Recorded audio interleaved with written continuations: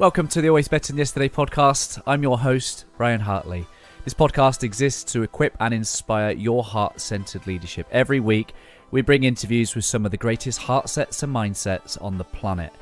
I hope the heartprint of our time spent together is that it creates new possibilities for you and all those you come into contact with. If you'd like to explore what we could make possible for you, then head to abty.co.uk/connect and book in a free 30-minute call to begin our journey together. I just want to express a huge amount of gratitude to our sponsors, Exhale Coffee. I have been a big fan of Exhale Coffee since meeting Alex and the team back in 2022. Exhale is the first coffee to be sourced, roasted and lab tested specifically to maximize its antioxidant and anti-inflammatory potency. An independent lab test has shown that 1 cup of Exhale Coffee has the same antioxidant power as 1.8 kilos of blueberries or 55 oranges. I'm a huge fan, and Mrs. H loves the decaf, especially because she knows that Exhale use the mountain water decaffeination process, which uses only pure glacial water from the highest mountain in Mexico and no nasty chemicals.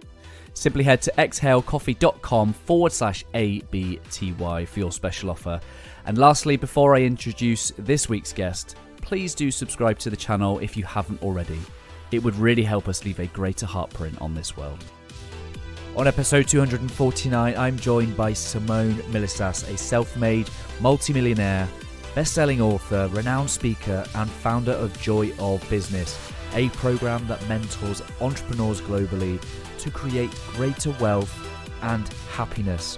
Simone is also the business development manager of Access Consciousness and has been instrumental in growing the company to 176 countries across the globe. Simone, who once lived month to month, now has a thriving business portfolio and has built a small empire by throwing out the textbook rules of business. She refuses to cave to stress, burnout, overworking, or doing anything that doesn't feel great.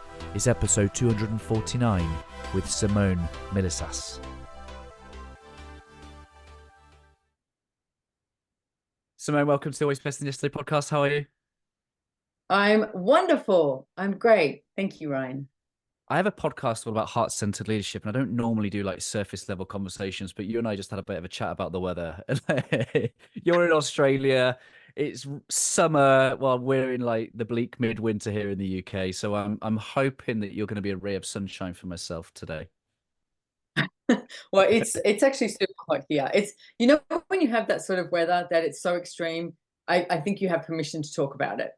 And it's so hot here and humid. Everyone's like, you got to have that 30 seconds of just like, oh my God.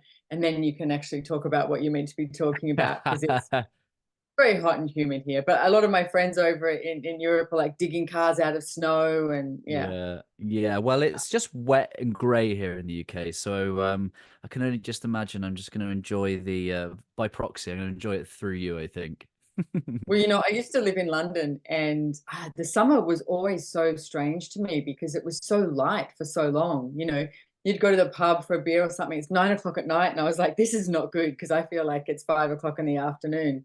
Or in winter, you would like head down, get out of the tube, and you just head home. Like, just it was grey and dark. So it was very, very seasonal. Yeah, I'm looking forward to diving into your work. You put a lot of great heart work out into the world. I'd call it heart work. But are you from Australia? Because I know that travel is something that's big on your heart. Yes. Yes, I'm from Australia, born and bred in Sydney, Australia. I live on the Sunshine Coast now. Well, that's where I have my home with all my clothes. Yeah. And what is it? Because Sydney seems like a lovely place. So what is it that made you want to spread those wings? From Sydney? Yeah, just because I know travel is a huge part of your. Yeah.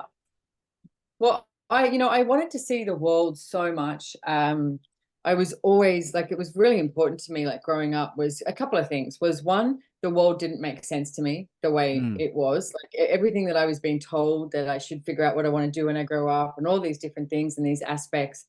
I was like, this doesn't make sense. Like, this can't be it. There's got to be something different.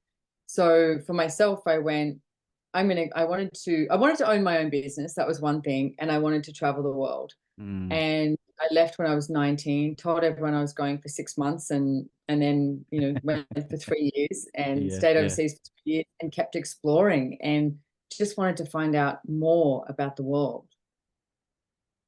Yeah, and that question, things don't make sense. I think there's just in just thinking as you're speaking is that there's a dichotomy there between the head that says I need to somehow fit in and then adapt to that, like maybe I'm the problem, versus Mm. the heart, which is like, no, I know that there's just intuitively something else, something more, something that I'm there to explore and discover.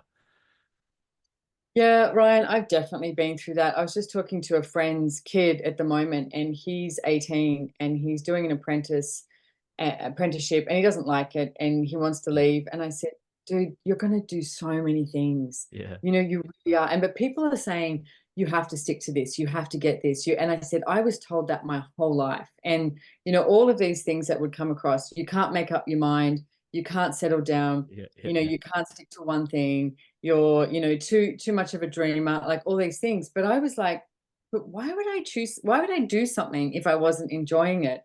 And why would I keep doing that when there's Mm, so many possibilities around the world? And I still think that's true.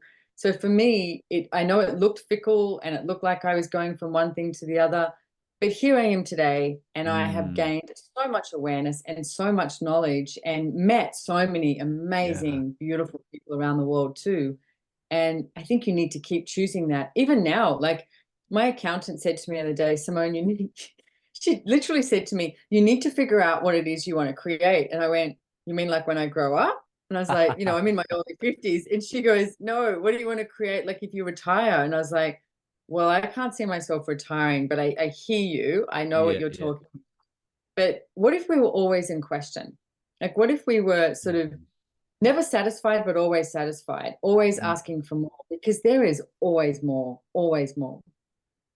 It's a paradigm shift, isn't it? It's a paradigm shift. It's moving away from that kind of career and job is a thing that we do versus what I think I'm getting from you is that it's more important of who you're being whilst you're doing whatever it is that brings you joy, right? It's that first part, which is how can we show up in a world as our fullest expression? How can we, because the skills, the talent, we can learn some of those things. We can change careers, we can change industries, but very few people really come to the world as the fullest expression of who they are. What do you think about that? Yeah, and I don't know if there's a place that you reach. Like, for me, I don't think you get there. Like, I'm getting there. Yeah. It's like it's a There's always another constant layer. state. Yeah. Yeah, it is. And the other layer doesn't have to be like, oh no, I'm going through this. And Yeah. yeah, there's some, like I had some pretty interesting things show up for me in 2023. When people go, oh, it's a hardship year. Yeah, I had some things I had to, hurdle over or stumble and Yeah. fall and dust my knees off and get back up. But it always, I gain more awareness from everything that I choose, and Mm. I do have more of me. I'm not sure if you know that the first book I ever wrote is called Joy of Business. And, Hmm. I called it Joy of Business, and everyone said to me, don't call it that. And I was like, but that's what it is. And they said, yeah, but no one will get it. And I was like, but that's what it is. And Yeah. I actually had to start getting the way other people looked at life and looked at what they were creating in the world and what they were choosing. Because for me, it was never about the money. It was, and I've learned to actually like money and enjoy money. That's a whole other story. Hmm. But it was never about the money. It was like, am I enjoying my day? Am I getting something out of this? Like a friend of mine said to me one day, he said, you literally make me sick how much job satisfaction you get. And I said, what are you talking about? He said, Simone, I've known you for like 8 years. Every job you have, you go, I just got this job and it's about this and we're doing this, And he said, you get so excited. Most people go to work on a Monday and they're like, oh Yeah. no, Yeah. five Yeah. days to go. And I'm like, we've got 5 days. Well, But I've always been like that. and I think, that there's a word that you and I love, which is possibility. And I think sometimes people just need to know that it's possible to enjoy your work. Mm. Yeah. Yeah. I mean, I remember the first job that I ever got, Ryan, and I was making sandwiches in a sandwich shop. I was Yeah. getting paid $200 a week, for I can't remember how many hours I was working. And I remember being so happy and so excited about making these ham, cheese, and tomato sandwiches, in bulk. And I was like so grateful that I was there. And I also remember thinking, $200, what am I going to do with $200? Like now I would be a little like, well, that's going to go over a nice lunch. But, Yeah. I was I just so great. And I do wonder because I think, so many people, particularly in the Western world, we learn to do the intellectual gratitude, which is the I look around and therefore I should list all the things I'm grateful for, which is almost like an intellectual gratitude process, versus one where you actually feel it in your soul how like loved or provided for you feel. And I wonder whether that was your state in that moment where you could have been doing anything in the world, but because you had a heart posture of gratitude, like it was just full of joy. Yeah, I was very happy that they had hired me and said yes. Yeah, yeah. As you said that, Ryan, here's something I've been looking at recently too, is we are a part of the ecosystem. Like we are Mm, not part of that. I mean, science says we literally have, star particles in our bodies, right? mm, So we're mm. a part of the universe. Like that's it. And we keep trying to pretend that we're separate, and we keep trying to pretend that we, like you said before, it's like that we try and fit in somewhere, or we've got to get it right or good or perfect. And it's not true. Mm. If we actually relax into what we're choosing and acknowledge that we're a part of the ecosystem and allow it to contribute to us and to receive, that's Yeah. when I get a really different reality can show up and those possibilities that we're talking about. Yeah, I was never going to get there by listening to a podcast and being educated on, yeah, here's what it is. Surrender was never my thing. I was never going to surrender and trust something greater than myself. And yet, yeah, here we are 5 years later, and we're having this kind of conversation. But is that been something that you've had to learn to soak into, this belief that we are expressions of the divine, that we are, part of the cosmos, or has that been, has that always been part of your spirit? You just had to try and find the words for it. I think it's always been part of me. And I Yeah. think more so I've had to be okay with it and not hide from it Right. because of Yeah. that place trying to be, compliant to other people's points of view.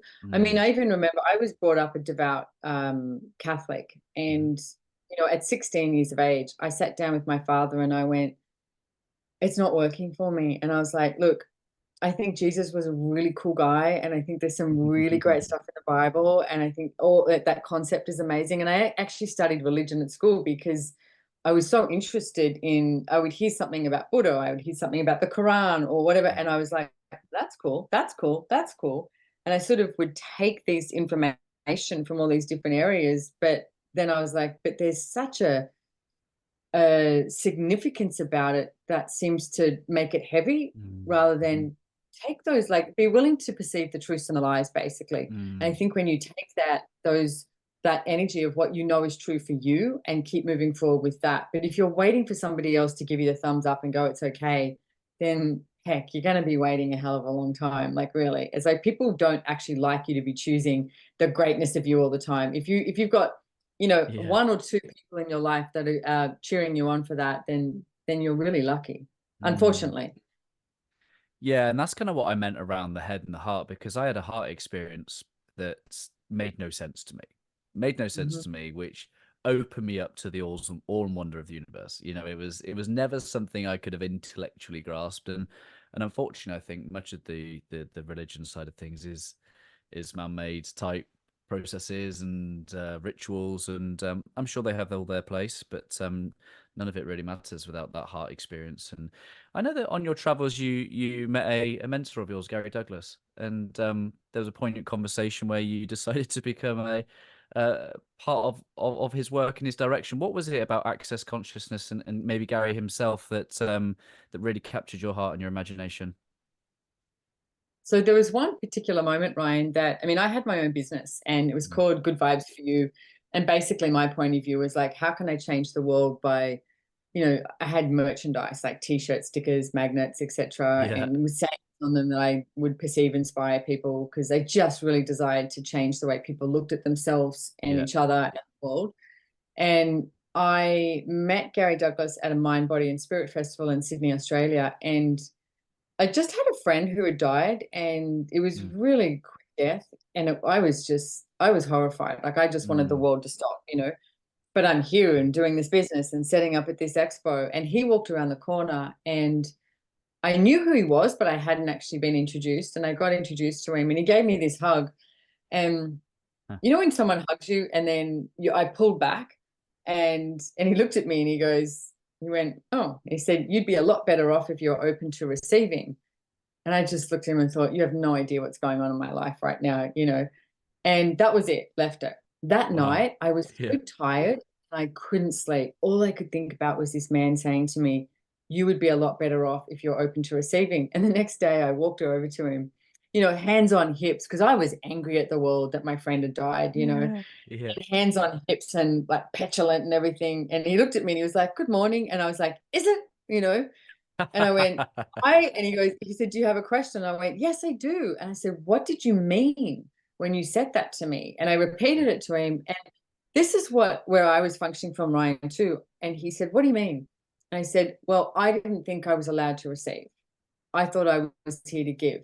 I thought that was my job, is I just had to give, give, give, give, give, and I wasn't allowed to receive. I mean, even in the Bible, it's like, ask and you shall receive, in the whole, it's like, they talk about it, it's like, if that level of receiving that he was inviting me to, he said, you'd make more money, you'd be happier, your business would be better off, you'd have more possibilities show up, etc. Mm. And I still now am exploring receiving in a different Mhm. way, in a really different way, because that just opened up a whole lot of doors for me and Yeah. and different areas that I wasn't willing to look at before.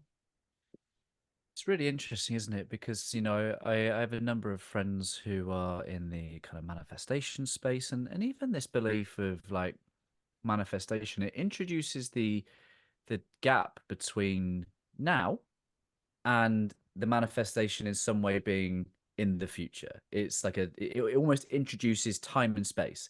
It almost reinforces that whatever I seek is not quite present, is not quite here. And is there a different energy? Is there a different posture to receiving? Is it like law of expectation where it is already written, it is already so, or is it like how do you wrap your kind of heart and mind around Yeah, the I mean, receivership? they're good questions, Ryan, and I'm not sure if I have the answer, but I can talk about That's talk about what I've what's shown up for me, yeah, and is I think, I mean, I know you've had Dr. Dane here on your show yeah. before too. He's written a book called Being You, Changing the World, and there's Mm, one thing that he said many, many years ago, and it really stuck. When someone says something, it stuck with me. Is he said, you know, one of the most magical things in the world is you being you. yeah. And for me, it's like when you are truly being you and being true to you, not true to Mm, everybody around you. It's like maybe you have to lie to people every now and then because they can't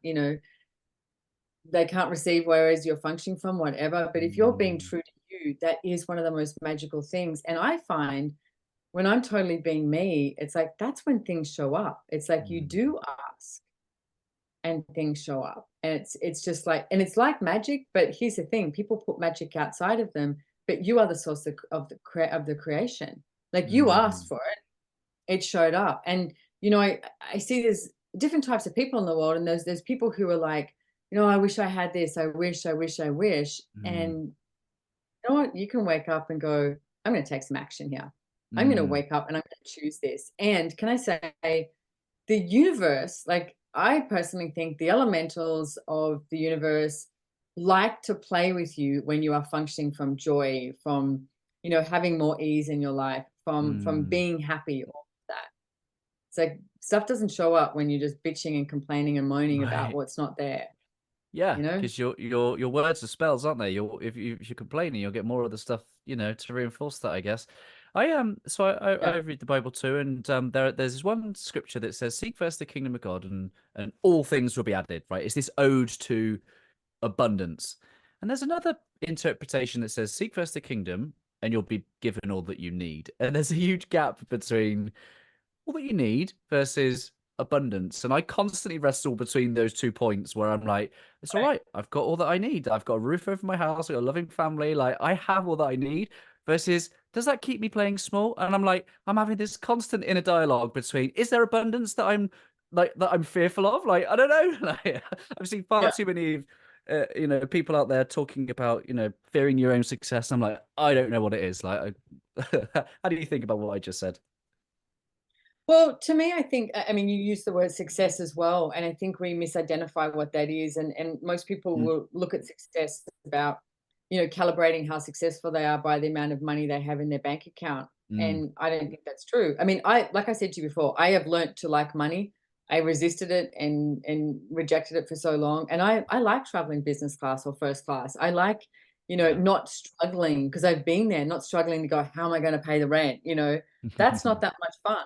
But I also realized I enjoy having money. So I think that's one thing. And Mm, then success is something really different. And there's a story of the company I had before I work because I work with Access Consciousness now, as you yeah. mentioned, Gary Douglas, the founder. And before that, Good Vibes for You. And as I said, I had all this, merchandise. And one of them was a saying, and I had it on t-shirts and magnets, etc. And it said, imagine what you would do if you knew you couldn't fail. That was it, right? And I Mm. had this woman ring me one day and she said, "Are you the creator of Good Vibes for You?" And I said, "Yes." And she said, "I want to thank you." And I Come went, on. "Okay." And she said, "A friend of mine gave me this magnet.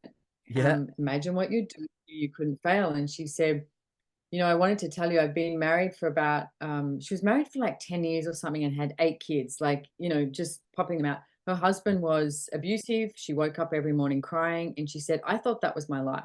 Mm, And she said, "A friend of mine gave me your magnet, and for 6 months, every day I woke up and I looked at the fridge and I read it." And she said, "I want to tell you that I have now left my husband. I've mm. moved out.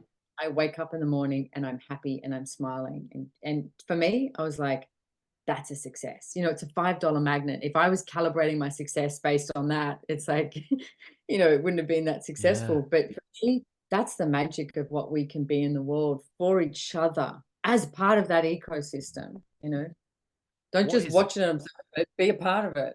100% get involved? And what is it that inspires you about the possibilities that you can create for people? That there is no end, and it's one of the biggest joys when I'm facilitating a class too is when you see people have those moments when they're just like, oh, and basically they realize, they don't have as many problems as they thought they had. It's like, life can get better. They can change Mm, something. Because mm, most people think they have a problem with something, like mm. whether it's money, relationship, business, body, family, something. They think they have a problem. But if you look at, okay, right now, if you look at all of oh, I learned this thing the other day. Let's do this. This is really funny. Yeah. My Pilates instructor taught me this, right? Because I walked in and I was a bit like, and I was talking to her about what was going on, and she said, "Now put your hands up in the air." So here's what you would do, right? And you think you have a problem because you think you have a problem, you invent it. It's literally like this implanted point of view, or you invent it so that you can be the same as everyone else, Yeah. all of that. And she said to me, "Put your hands up in the air," and I did. And she said, "Tell me the same thing." And I was telling her, and I started smiling. And it's like literally the way your brain works is when you have, and the way your brain works, it starts to dissipate those lies so that you actually look at what's true. Yeah. I told this to my assistant. Now she's walking around the house with her hands up in the air going, "I don't have any problems." And I'm like, "You don't." Yeah. That's powerful. It reminds me of all the muscle testing that David Hawkins does with his power versus force work, the map of consciousness. It makes me think about, is there something that our connection to the wider field is just picking up the difference between truth and falsehood? Mm. Well, if you look at the energy of someone like doing this thing of like crouching in and being like, "Oh, I'm so pathetic. Yeah. I'm this, I'm that, whatever." And then even just everything, like the breathing, the opening up of the chest, the arms Mm, out. And then you're like, mm. well, hang on a second. No, maybe there's another possibility available because there Right. is always another possibility. Always, always, always. But I think the key thing too is, Ryan, and we talk about this in Access Consciousness, is to ask questions. Like Socrates spoke about it, and he was slammed for that as well because he started to change the way people, Yeah. looked at life. And Well, and that's well, ask questions. It's like, what else is possible today? What can I receive today that I wasn't willing to receive yesterday? Anything. I love that because I think underneath the question is the supposition of humility. Like, why ask the question if you don't believe there's something to learn or something other than what we see. And I wonder whether it's the ego that just narrows things down to being black or white. Is this or that? And sometimes we've just got to revel in the gray. Yeah, and we're not, I mean, gosh, even you look at your body, our bodies are phenomenal, and we've literally got trillions of cells changing all the time, and we Mm, try and function from right, wrong, good, bad, like on, off, binary encoding. We're not binary mm, encoding. It's not us. mm, It's like we are so much more complex than that. And we mm, try and make it simple, and I think we try and come up with these problems in order to sort of confine ourselves and go, well, this is me, I'm poor, I lack, I have scarcity, I'm this, I'm whatever. And it's like, no, what if you come out of the I am definition into the I have no idea who I am today, who am I today, and what grand and glorious adventures can I have? Let's go. you know yeah. Choose it. What? Yeah. One of the things I love about your magnet story is that the true beneficiary of that was not actually your client. It wasn't the lady who bought the magnet. It was the receiver, as the friend. And like that's the thing that really inspires me. The true beneficiaries of any people that receive our work are actually Mm, everybody else that interacts with that person. So the ripple effect is just we'll never know sometimes in this lifetime the ripple effect. yeah. Well, I Mm. often wonder about her kids, like Right, right. what happened with her kids, because there's like that's a sliding doors moment, Yeah, yeah, yeah, yeah. growing up with that much violence and all of that, and then all of a sudden there's a different possibility by Mm. somebody's choice to buy a magnet to give to their friend. But here's the thing too, Ryan, how many of us hold back from each other? Like I've Mm. I've started doing a lot of things recently of just really been acknowledging people, like not validating, I think there's a difference, but acknowledging. And that, I mean, I went to my physio today, and it's in this mall and it's quite busy. And I came in, I was like, wow, you can tell it's Christmas time. Like the Yeah, yeah, just yeah, the yeah. thing. And we both laughed because he was like, I know, and how angry are people out there? He goes, it's supposed to be Christmas time and they're shopping and they're like fighting in the car park. And you're like, guys, just calm down, like relax. What if we were a little kinder to each other, What if? Because I Yeah. walked into his doctor's surgery, and he just put his arms out and just went, Simone, and like gave me this big hug. And I was like, he's the only doctor in the whole place that would do that. But Yeah. the energy that is, and the energy that we can be with ourselves and for each other can create such a such a different world. 100%. And I think, whilst it is a season to be joyful and jolly, because without being too conspiratorial about it, a lot of the Western world, and particularly materialism and commercialism, it's made things superficial. We're all rushing and hurrying around, and which is the exact opposite of being able to be conscious and choose, right? Yeah, yeah, yeah. I mean, last year at Christmas, I spent Christmas on my own. And I just wanted to see if I could do it, and I wouldn't sort of go down this rabbit hole or something, because you're supposed to be with family and friends and Yeah, everything. yeah. And it was, I mean, as you know, in Australia, and it was great. I woke up and I went for this little hike, and then I went for a swim in the ocean, and I Oh, ate some food that I prepared, but I didn't eat too much. It was just yummy. And yeah. then I lay on on my balcony. I have this beautiful day bed with these native trees and native birds, and I read a book for like 4 hours. I didn't talk to anyone, and in the afternoon I poured myself a glass of champagne, and I just went through the day, and I was like, wow, this was so refreshing to just be Mm, with myself for a day on the day that you're supposed to be doing all these things. yeah. And I chose that. And this year I'm actually hanging out with one of my best mates.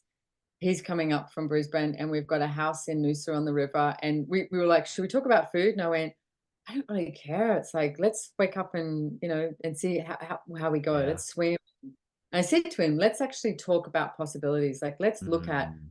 what do you want? What do I want? Where are we heading? And what if it's got that calmness to it and that relaxation? Why do you think people don't do that as often?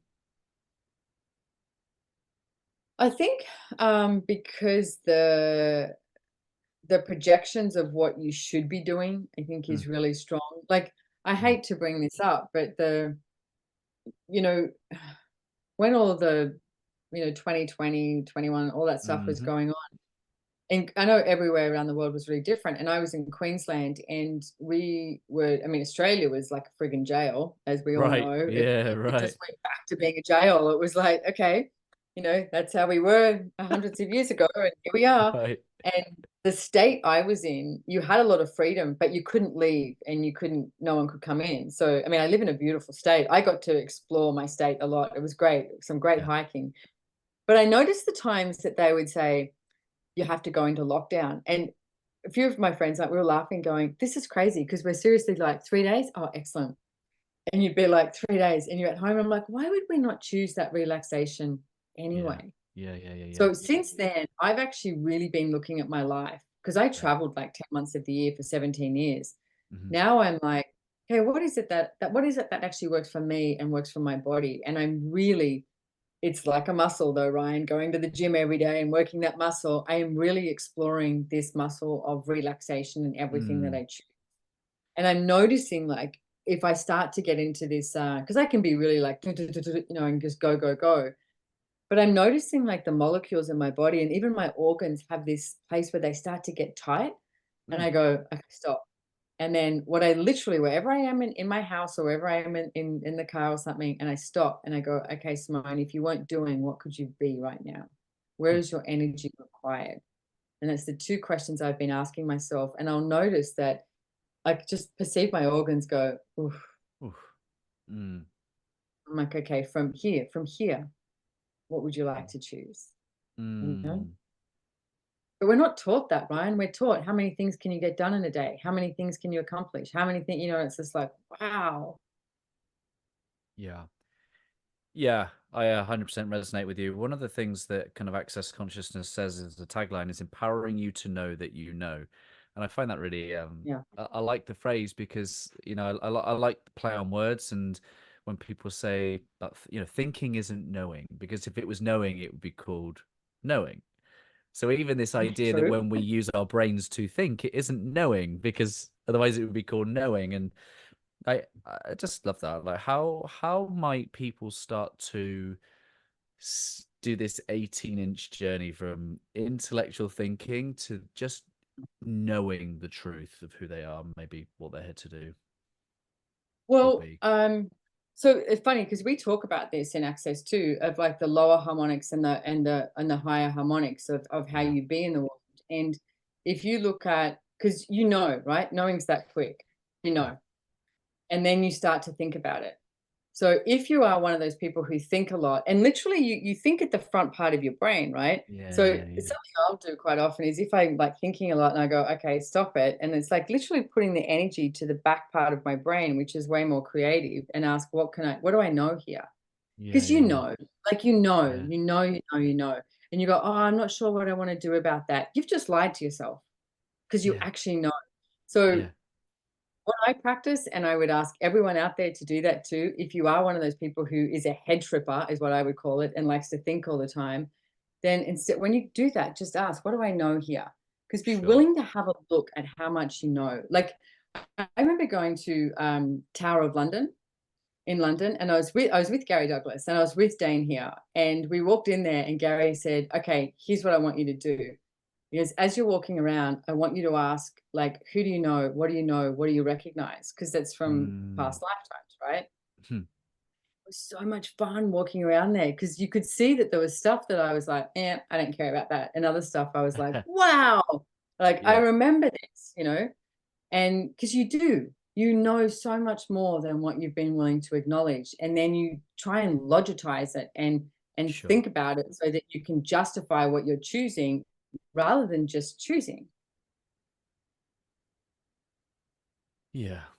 I've said for a while the purpose of leadership really is to help overcome our chimp response with a chosen response, right? Because leadership is pretty tricky, right? If we're doing it properly, it's pretty tricky. It's going to involve a fight, flight, freeze, fawn type response. Inevitably, it's going to remove access to our prefrontal cortex. We're going to respond a bit like a chimp, self-survival, ego kind of thing. And I've always believed that the gap between our chimp response and our chosen response, this is a bridge of leadership. And I've had a bit of a tough 2023, and I've been wrestling with this, not wrestling with it, I've been sinking into this idea of how do we lead while we bleed? It's when, whether that not necessarily hemorrhaging from an artery, but just, a million little paper cuts. How do we still show up making conscious, loving choices, even though sometimes there might be little million micro paper cuts? What do you think about the idea of leading while we bleed? I would say, what are you making significant about it, and what are you making, like, meaningful about it when it doesn't have to be? Mm, I mean, I've had court cases this year. I've had huge amount of vilification this year. mm, People that don't even know me, it's like, mm. and I remember there's, Brene Brown, and she does this great TED Talk speech. And there's one thing she says on there, I think it's about vulnerability. And Yeah. she says, when you're on stage, it's not if you get judged, you will be judged. But then look at the people who are judging you, and not to judge them, but it's like they're sitting down watching you, but you're the Yeah. one that keeps choosing and moving forward. So Yeah. again, like I mentioned before, Ryan, that for me, it's like Mm, being true to me. I know what I'm choosing. I know what I'm choosing, and I'm not asking anyone to trust me. yeah. Don't trust me. In fact, Yep. trust you. Yeah. And that's the whole empowering you to know that you know. If I say something that you go, nah, I don't reckon it's don't buy it. But I'm Yeah. gonna lead, I'm gonna be true to myself and be that leader for myself. And to me, a leader is know where you're heading and be willing Mm, to go no matter what. Like, you're not waiting for others to come and hold your hand. You're not waiting for others to, mm, validate you or anything. You just keep going. And for me, from a really young age, I've always desired to have this place where people could wake up and go, like I said, there's got to be something else, and have mm, more, consciousness on the planet, and less trauma and drama. And I have been through my own fair of, trauma and drama, if you looked at it. And I remember one time I was sitting on my balcony with a friend, and it was getting to me. And I was like, I probably spent like 48 hours of just going down this rabbit hole and just being like, oh God. And he said, Simone, this person is winning. I mm, said, what do you mean? And he said, you're sitting on your couch and you're not happy and you're getting sad about it and frustrated and everything. They're winning. And I was mm. like, "Oh my God, you're correct." And I was like, "You know what? I'm not gonna let anybody pull me down ever. I'm gonna keep moving forward no matter what." And I've done so many different things. I think that's the beauty of as you get older too, I wish I knew now. I mean, I know that old saying, but it's so true. If somebody's listening in their 20s, it's like, I wouldn't want to be in my 20s for anything again, but man, I wish I knew then what I knew now. Or was more relaxed in my choices. It's funny, isn't it? It's funny because like we've wrestled with this idea that we could do things differently, but then it would take away the very You essence of who are. we are in this moment. Yeah. Yeah, absolutely. Yeah, because I like to say I've lived a colorful life. I've Yeah. definitely been and done that, and I've done some dodgy things and chosen some things, that, colorful, as I say, but I don't Mm. regret any of it. Yeah. I am here, and I have no place to judge anyone. Yeah. Well, one of the things that Dane and I talked about was the idea of a mosaic, right? It's all part of the mosaic, and he used the wonderful phrase that it's a symphony. It's just like because you said the word harmonics earlier, and I just love the imagery that a symphony provides because it's the frequencies of all of our experiences, both all of yours, all of Yeah. mine, and all of and yeah, to reject any of that would deny the symphony. Exactly. Yeah. And the symphony, like if you look at a symphony too, you can have that, like that quiet and that small sounds like fluttering there. And then you can have the intensity of it and Yeah. everything. It's like this acoustical wavelength that's just like that's us. But again, that goes back to we are a part of the ecosystem. Like I went Mm, on a to South Africa, I think it was 18 months ago, 2 years ago, and on this amazing game drive. And the guy who's so cool, the game ranger that took us there, but he said, so many people come on these in these cars and they look out. It's like they're watching through TV. They're mm, observing. And he said, we are part of the ecosystem. We're a part yeah. of this. And it sort of really sat with me. And I've looked at that ever since because one of the things that I learned is you can never have too many indoor plants. During 2020, you should see my house. It's just like plants everywhere, and I love it. And I've got the ocean outside. You can hear it from my bedroom. And Yeah, yeah, like, yeah. if you listen to the ocean and the beat, like that heartbeat of the ocean is incredible. Mhm. And the planet has a different heartbeat, and the plants have a different Yeah. heartbeat. I have a different heartbeat. Like that rhythm, it's everywhere. How are you going Mm, to play with that? Are you going to resist it, or are you going to, mm, reach for something more? Again, let's go to the mm. more, greater possibilities. Yeah, what becomes possible when because I heard something before, which is this idea that nature meditates you. Like there's such a frequency of the energetics, whether that be the literal energetics of the positive and negative ions, neurons, or whatever it is. But there's something about being by the coast, by the ocean, by nature that just gets us out of this and just into harmony, inner harmony. Have you been to Australia? Have you? No, not yet. Okay, so where I live, and if you're in Australia, you know what I'm talking about. It's like at the moment in summer, 4:15, I've got green tree frogs on my veranda, and they croak like pretty loud. Yeah, And then yeah, about 4:30, 5 o'clock, the birds start. And but here's what I look at: it's like you're waking up with nature. Because 100%. Yeah, I yeah, I yeah, just yeah. learned this a couple of years ago. Is trees actually sleep? So, but if those, if you get inspired in the morning and hardly anyone else is awake, but you have this like creative energy, that's very much Mm, me. mm, And I know people who don't go to sleep till 2 or 3 o'clock in the morning, but again, it's got that quietness because most of the people are mm, asleep. mm. So what if you could wake up with nature and be in that, I don't know, that exuberant, uh, creative aspect of being malleable too. Like nature is Mm, amazing. Like we've got floods at the moment. We've just had a cyclone up in North Queensland, and nature is wild and it's there. And mm. it's like, but that's us as well. It's like, how are we going to be with all this? Yeah, it's always an invitation, isn't it? And so I interviewed Dr. Bruce Lipton a couple of years back, and Bruce puts forward a different view of evolution than the one often taught in schools, and it's one by a guy called Lamarck in the 1800s. And Lamarck's idea was that actually it wasn't survival of the fittest; it was survival of those who collaborate. It's this idea that we have evolved in harmony with nature, and he says this one line, which basically says something. I'll paraphrase to the that human beings will suffer to the degree they do not live in harmony with nature, the very source that sustains it. Yeah. And that's Yeah. us, we're living indoors. All these biohackers these days, they got all these kind of like what they're basically doing is all just trying to get us back to living in harmony with nature, looking at the sunrise, coming off of screens and devices, yeah, sleeping a decent amount, like eating proper foods. I know. I saw this thing on Instagram the other day, and the guy was saying, everything that I resisted when I was younger, like told to eat this, do that, whatever. Yeah, He yeah, said, yeah. now that's how I'm living my life. It's like, it's true. Right. Yeah, damn it. Yeah. Parents were right. Yeah, for sure. Yeah. You've written 5 books. One of those. So I don't necessarily talk about money on the podcast. I'd like to go there really because money's never been my topic. I don't think I've got a great money mindset, hence why I've never really gone there with the topic. But you talk about like joy and money and getting out of debt joyfully. Like, please explain to me how money can be joyful. Like, though for me, I can't reconcile those two ideas. Well, okay, so the name of the book is called Getting Out of Debt Joyfully, and I called it that too because I was like, why does it? Because it's always, people look at it as pain and suffering, and Oh, and I'm 100%. like, why can't it be joyful too?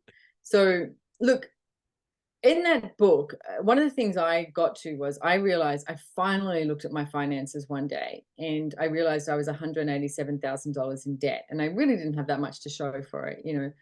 And I was using access consciousness tools in every area of my life, and it was Yeah. changing, and I was happy, and this was great. And I knew, and this is the knowing thing, okay? I knew that I was creating myself to be a financial mess. I also knew that it was like some insane points of view that I had. And so I finally went, okay, I need to look at this. So I did. And, to cut like a bit of a long story short, Mm. I started to use the access tools, and I picked 3 tools that I would use. And I went, okay, I'm going to use these tools and see if something changes in my financial life. And so I did it for 3 months, and at the end of 3 months, I realized didn't have a great deal of money, but I had a different point of view about it, and the Mm. energy around money was different. And I wasn't so frantic about it or ignoring it, and because I was definitely one of those people, rent's due on Friday, I don't have money, it's Wednesday, what am I gonna do? I Yep. did that so well, Yeah, yeah, yeah. and proving that I could just get it at the last minute because I always did. And but it was like so many people would use no money as a source of creation, and I know that that's what I did. And then when I eventually started using these tools and got out of debt, and I'm sitting in my office one day and I looking at all my accounts and everything, and I realized, oh, I actually have money and I'm not in debt anymore. And do you know Mhm. how bored I was, Ryan? I sat there going, this is it. And I was like, I have money. Like, and I seriously was like, where's the fireworks or someone coming in going, yay, congratulations, you did it? Yeah, yeah, yeah. And there was nothing. And I went, oh, okay. 2 weeks later, I was grateful and smart enough that I realized I had created myself back in debt. And Mm. I went, wow, I had money for 2 weeks. Then I created myself to be in debt again. And so I started asking myself the question, what do I love about creating debt? And I know that that sounds like an insane Ooh. question. And people go, I don't love anything. But if you're creating it, you do. Because whatever you're creating in your life is what you're choosing it. Okay. Mhm. So I started asking myself that question over and over and over again. And I would come up with these really weird things that I was looking at. But the main thing I looked at was I knew it. I knew what it was like to have no money. I had no idea what it would be like to actually have money. So at that moment, I was like, Mm. you know what? I'm going to find out what it's like to actually have money because I knew the struggle. I didn't know that. And so I made that demand of myself. I'm going to do this. I'm going to choose this. And, that was, I don't know, 18 years ago or something like that. And now it's like, I have investments, I have a Yeah, portfolio, I have this. And none of that really, it sounds yeah. so cheesy, Brian, to say it doesn't mean anything because No. I'm really grateful for it. And I love my house. Like, and I have a great house. I love living here. It's so nurturing for me. Yeah. And yeah, it's cost money and it's across the road from the beach and it has all of that. But I'm going to put my butt in there because everything else that I have, that gratitude for living and that joy of like, you know, everything I choose, like, I don't know, like I like cooking, listening to great music and cooking. And it's like, that doesn't cost me that much money, and I love that. Mm. There's so much more than just money too. But money definitely creates more ease in my world and creates more ease in other people's world as well. And also the ability to contribute to others. That's a really cool thing you get Mm. to discover when you have money Mm. is, like there was a lady in Italy. There's a hotel that I used to go to about 4 times a year. She spoke Italian, I spoke English, but the hotel, she would every time she was on my floor and she would clean my room, and we just adored each other. Like, it was just one of those people that you just like, Mm. and she'd be speaking, I'd be speaking and whatever. And then when 2020 hit, I knew that hotel was shut down because we couldn't go there, etc. And I just got this hit and I was like, I wonder if she's okay. Mm. And I got a friend to reach out to her and find her, and I didn't know this, but she was a single mom of 2 kids, and I found this out, like, we still text each other. She would do Google Translate and translate it, and I sent her a bunch of money because I just thought, Mm. I don't know if she's okay, and it was around Christmas time, and I sent it to her, and I said, "Hey, please spend at least half of this on your kids," and whatever, and then I've sent her a bit more money since then. Now she's got a job and everything, and it's all whatever, Mm. but still keep in touch, and she calls me her angel. Yeah. And, what I think what you can be with money, like, you can change people's lives with money. Yeah. I think that's a really powerful, potent thing Mm. to have that, as you said, like, contributing to each other. Can't remember the exact wording you said, but it was like that collaborating. Yeah. When we collaborate, contribute to each other, we can create a different world here. Like, we really can. Yeah, well, you said about we are part of the ecosystem, and a couple of months ago, I interviewed Neil Donald Walsh, who wrote the books Conversations with God. One Yeah, of the things yeah. that yeah, one of the things he just hauntingly said to me as he looked in the camera, he said, "Ryan, don't go anywhere without any folding cash." because his own story was that he was homeless at a point in time because he had such an injury that he couldn't get a job. And he says, "You never know. Just always have folding cash. Always be that gift. If you can, then do it." He says because you know it is we're all part of the same. And sometimes it's easy just to reject any part of that, but when we do that, we're missing the opportunity. Yeah. Yeah. Yeah. I get that. Yeah. But we have to slow That's really, down. We have to slow down to be able to see it, don't we? Like, we're so busy, gotta go next, next, next. I can be guilty of that as any. Just what's the next thing? What do I need to do? What do I need to do? And you just miss the opportunities right under your nose. And the greatest reminder, right? My son, he had some birthday money in his pocket. We're gonna go take it to the bank, and there was a homeless chap, and my oh, son just pulled out his money and was like ready to give it all away to. I'm like, so there's many me like, public sector mindset. Grew up single parent family. I'm like, what are you doing? Like, put that money away. And he's just got such an abundant, joyful heart. He's like, he needs it more than I do. I'm like, yeah. oh man, what a teacher. Yeah, yeah, yeah. And but here's the thing, we've been talking about there's more. There is Yeah, more. yeah. There is more. And I'm a very creative person and I love creating, things out there in the world and getting out there in the world and being that. Mm, I'm always gonna make money. I just yeah, know that. Like I mentioned before when my, accountant said, "What are you gonna do when like basically what are you gonna create?" And I get that. She's like, "What are you gonna do when you retire?" It's like, I don't think I'll ever retire. I know what she's talking about, and yet yeah, yeah, yeah, I yeah. will always create more. So if you have that awareness and that knowing that you'll always create more, then what if generosity of spirit, and Gary Douglas actually said to me about 20 years ago, he said, if you have a generosity of spirit, the universe will give to you at least 10 times more. Hmm. Now, he didn't actually mean just with money. He meant Yeah, with yeah, yeah, everything. yeah, A yeah. smile, an, an acknowledgement to someone, opening a door for someone, anything. It's like this generosity of spirit, this kindness that we can be, Yeah. with each other and for yourselves. Don't forget Well, about yourself. it comes back to the frequencies again because it's resonance. You get back that which you put out, I guess, and yeah, you become a Yep. match to that. Yeah, someone spoke some words over me recently. They basically said this is a season where your family, your future, and your finances will be taken care of. I thought that's wonderful. I really like that affirmation over me. Thank you. Does that mean I need to just do nothing now to let the finances come in, or does it mean I need to do it? Like, what's your perspective on your belief and expectation that the finances will come to you versus like working your face off? Like, where's the balance? I think you've got to take action, Yeah, but taking action can also be misidentified because taking action could be relaxing.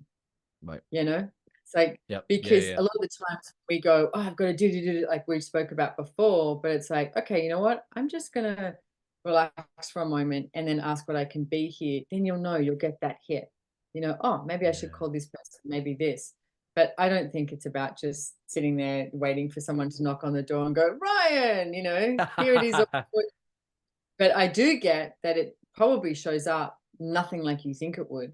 Yeah, yeah, yeah, yeah. It's the belief. It's the belief that it's possible. All things are possible.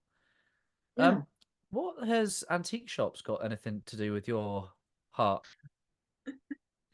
Um, I'm I'm business partner in some antique shops, actually with Gary Douglas and Dean here. Yeah, We've got Christopher Hughes, another guy. We've got a couple in Brisbane, and I've also got one in Pridgeon Beach up here as well. So Gary has the most unique way of finding antiques all around the world. Like we've literally got this massive warehouse in Brisbane filled yeah, with antiques. So then we're like, okay, let's have a shop up here. And it's just one of the businesses that we have. yeah, yeah, yeah. So we have a castle in Italy too. I don't know if you know about that, which is filled with beautiful, beautiful antiques. It's amazing. What do Mm. the antiques represent to you? Like, what captures your imagination? Well, to be honest, when I first met Gary and he would, drag me into antique shops, I was like, this is just all old shit. Like that's literally what I thought, I was just like, Yeah, and it yeah, doesn't match and it smells and yeah, it's, yeah, whatever. And then we actually walked into this shop in New Zealand, and it was an expensive antique shop. And I remember walking and going, wow, this is amazing, and picking these things Yeah, up.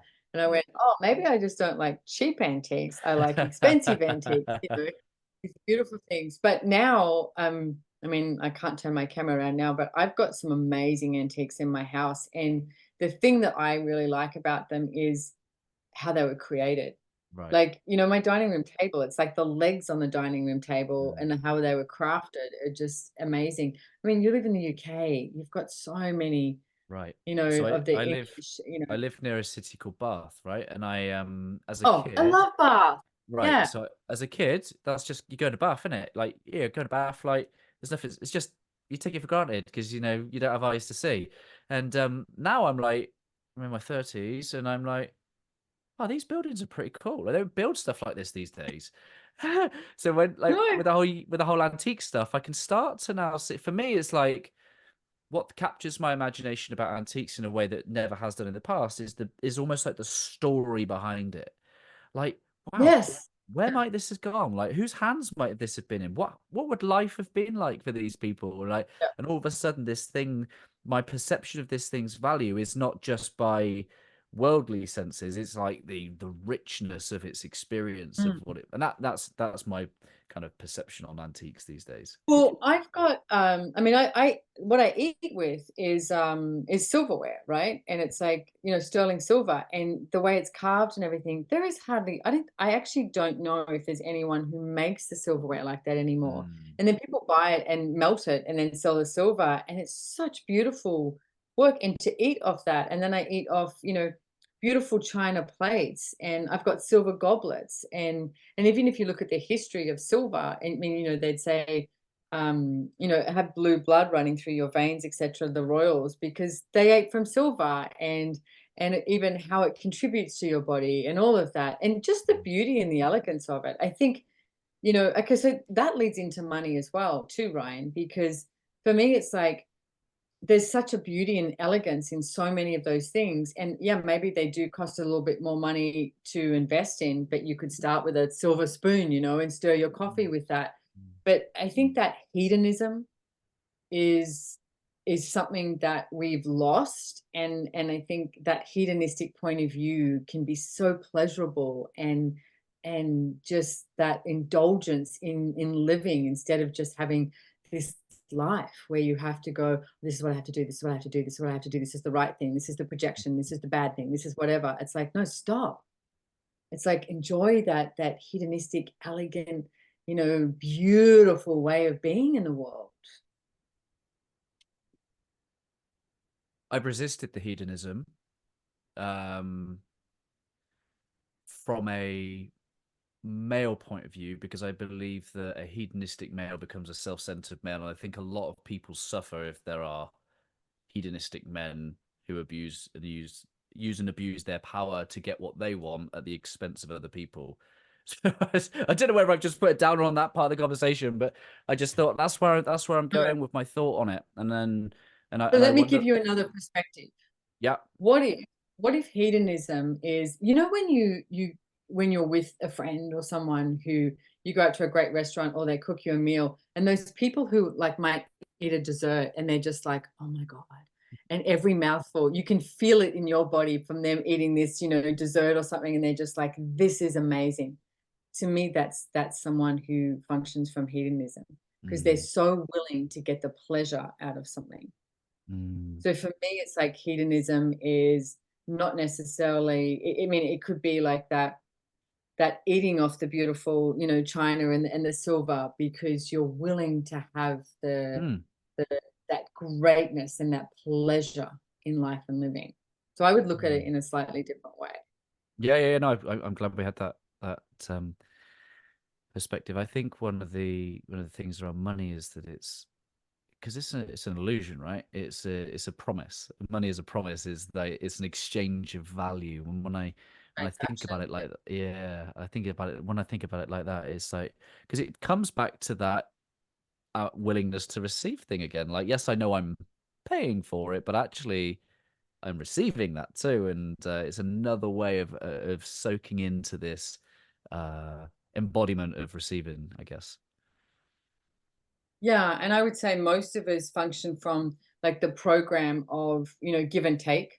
Mm, And I mean, it's around Christmas time right now. How much is that program running of give and take, and what are you supposed to take and give and da da? But what if you just push that away and you actually started gifting and receiving? mm, And I mean, when you give a gift to someone and they actually receive it, you receive too. You're just like, oh 100%. my god, Yeah, it's yeah, yeah. amazing.